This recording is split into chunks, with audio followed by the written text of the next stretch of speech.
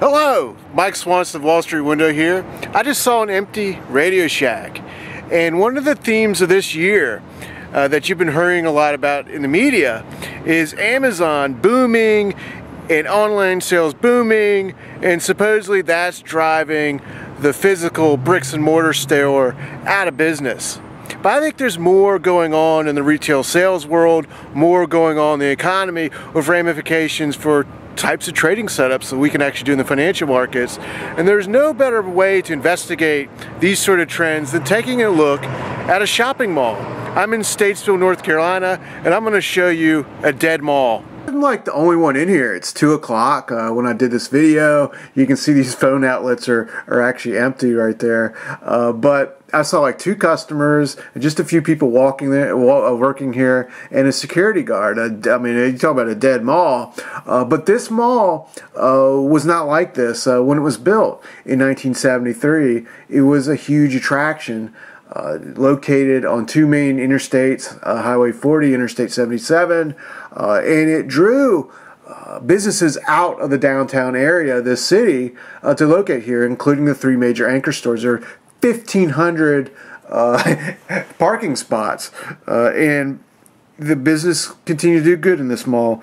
By 1988, there are actually 42 stores here, 700 people were working in it, and the mall had 35,000 square feet. That's how big it was.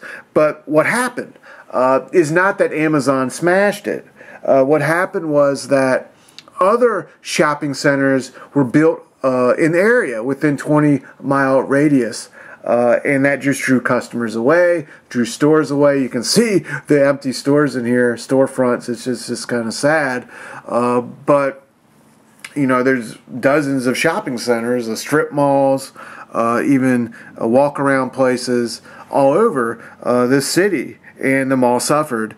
And this is the real story of why so many retail chains are in trouble at this moment, and there have been bankruptcies, is because they simply overbuilt and they built too much square feet of retail space. It's not that Amazon smashed them, it's that they went into, you know, just overdid it. Today in the United States, there's 23 square feet of retail space per American. Think about that. It's absolutely amazing.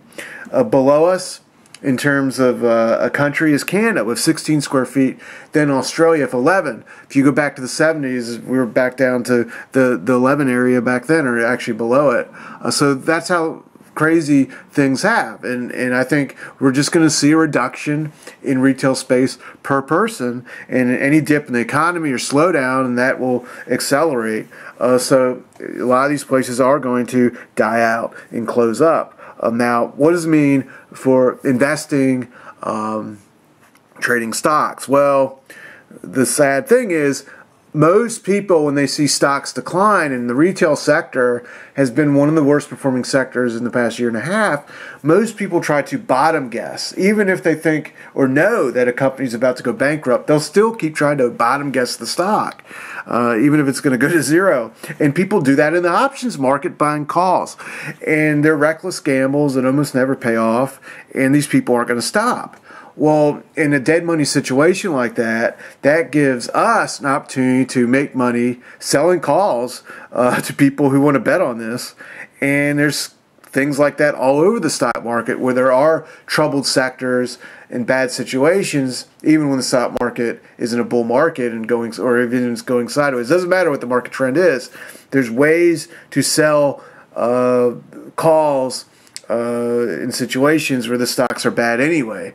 And that's what I aim to do, and take advantage of this instead of just walk around and say, oh, you know, this is what's happening. You know, we can work on this together. So if you're interested in making money selling options to crazed people trying to guess on bottoms that aren't going to come in something like this, click below this video, and I'll see you on the other side.